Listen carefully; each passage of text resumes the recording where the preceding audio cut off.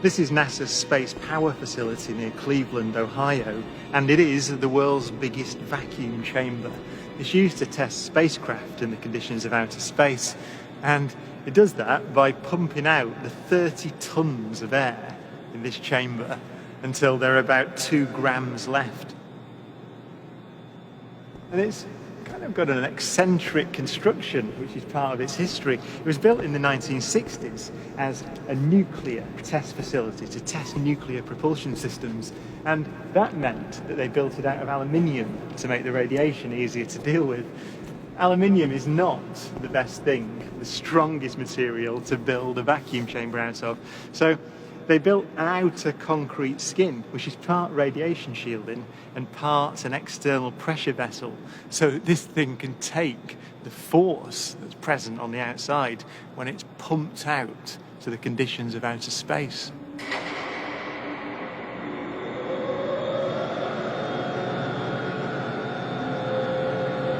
Galileo's experiment was simple. He took a heavy object and a light one and dropped them at the same time to see which fell fastest.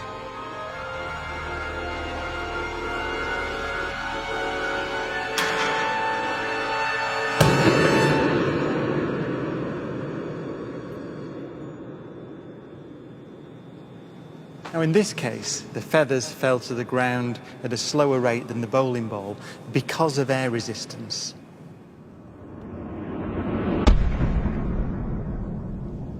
So, in order to see the true nature of gravity, we have to remove the air.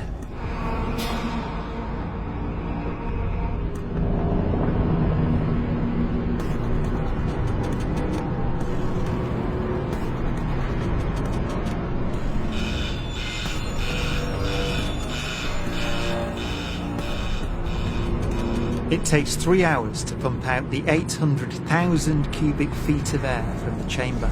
Okay, we dropped 2 millitorr in the last 30 minutes. But once it's complete, there's a near perfect vacuum inside. 6104 manual, 10% open. Station 1, go for drop. PCV 30-1, pressure set point at 240 psi. We are go for drop. 10, 9, 8, 7, 6, 5, 4. Cameras on.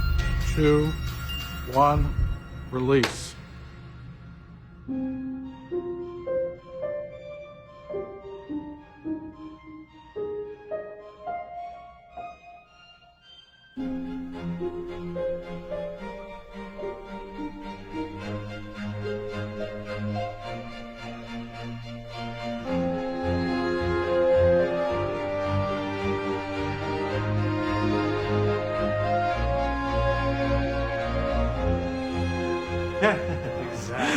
Exactly. They came down exactly the same. Wow. Look. Watch right there. Look at how they hit right there. Exactly. You're back on the side. Exactly the same. Feathers don't move, nothing. Look at that. That's just brilliant.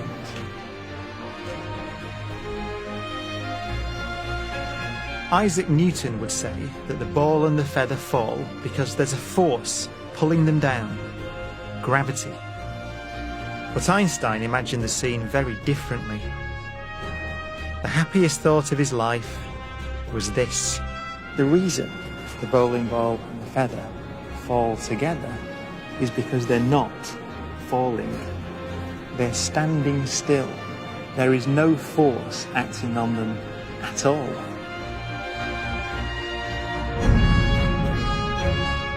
He reasoned that if you couldn't see the background, there'd be no way of knowing that the ball and the feathers were being accelerated towards the Earth. So he concluded they weren't.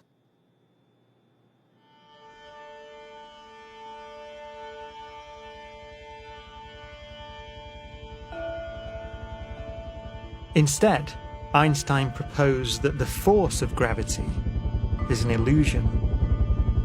Just as the surface of the Earth isn't flat, neither, he said, was the fabric of space. All objects, like stars and planets, warp the space and time around them to produce valleys. And all objects, like planets and bowling balls, move across this curved landscape, giving the appearance of being diverted by a force.